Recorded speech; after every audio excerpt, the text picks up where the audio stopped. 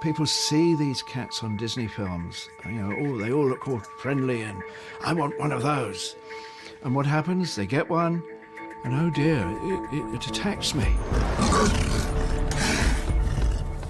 It's destroyed my house. Oh, I don't want it anymore. That's the pet side. But then a number of these private breeders are doing the job properly. Dr. Terry Moore knows cats. In fact, he loves cats so much he has devoted his life to ensuring the survival of a wide number of species. But don't be fooled by the fact that Terry is in the enclosure with this Temix golden cat. These cats are quick and can attack. However, in the right hands, they can be mostly controlled. And there's the African golden cat, which is much more orange than this. Keeping cats in captivity, there's the pluses and the minuses. If they're doing it properly, and there are a lot of private breeders in this country that we work with, a lot of the private breeders work with zoos and are providing livestock for show in zoos so that people can come along and just understand why we need to protect them. But then you've got to differentiate between the people who look after the animals properly and the ones who just want them for status. I've got this cat. Having one as a pet, I'm sorry, this isn't going to work because very few of these cats are friendly enough to be classed as a pet.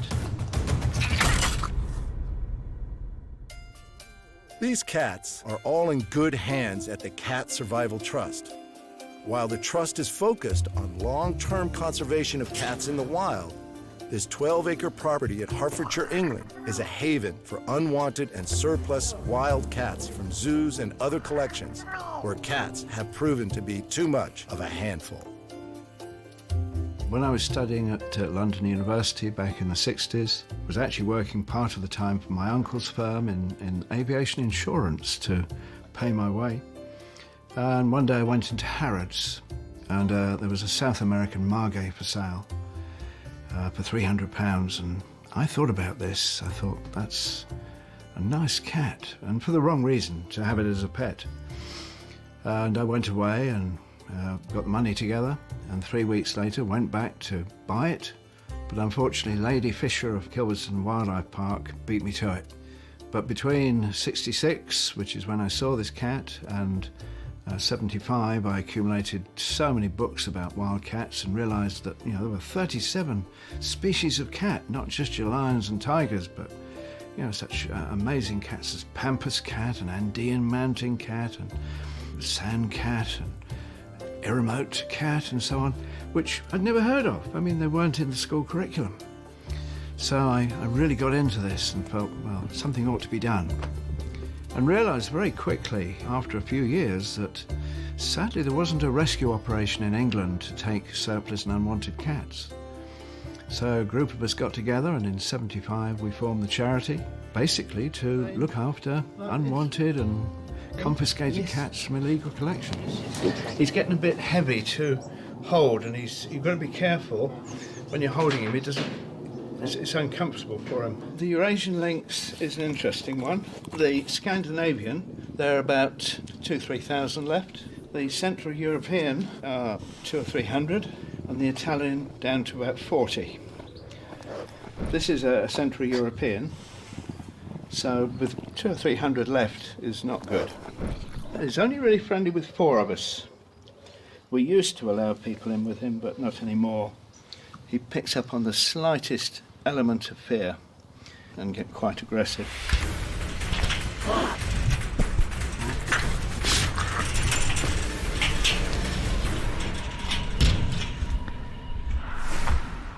Working with these animals requires a lot of knowledge on what makes them tick. We wanted to study cats in the wild. We wanted to find some ways of perhaps preserving cats in the wild, keeping them safe in the wild. We wanted to provide an educational service. The first 30 years were pretty difficult, although in '92 we did manage to buy 10,000 acres of virgin forest in northeast Argentina with 5 species of cat living free in their own environment. And in future we want to buy more natural habitat because Keeping animals in their own environment is by far the most economic, most ethical way. And of course, to save cats, you've got to have that entire ecosystem intact. Any part of that food chain is out and the cats are going to die. There is no doubt the work that Terry and his team of volunteers do is vital to the survival of many cat species. The jaguar is endangered, and the work at the Cat Survival Trust is about helping animals like Athena, affectionately known as Jags. But we all know looks can be deceiving. Jaguars are only found in South and Central America. They're quite different from the leopards. They're much bigger, much chunkier, and much more dangerous. They'll take crocodiles out of the rivers and just crunch them. Give her a whole deer and there's nothing left. I mean, she will eat the skull, the hooves, absolutely everything. I go in with all the cats here with the exception of the jaguar and the Amur leopards because she was already an adult when she came. I didn't have the chance to build a relationship with her, and she wouldn't know her own strength. She'd want to play hard. The unpredictability of a pet in captivity is never something to be ignored. Out of all the cats we keep here, she's probably the most dangerous.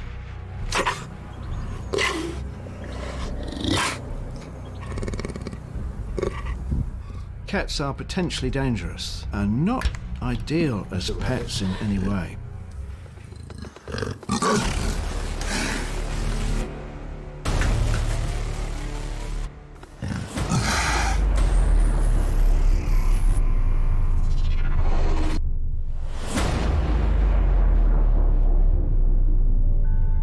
Big cats have an enormous appeal as a pet, particularly when they're young.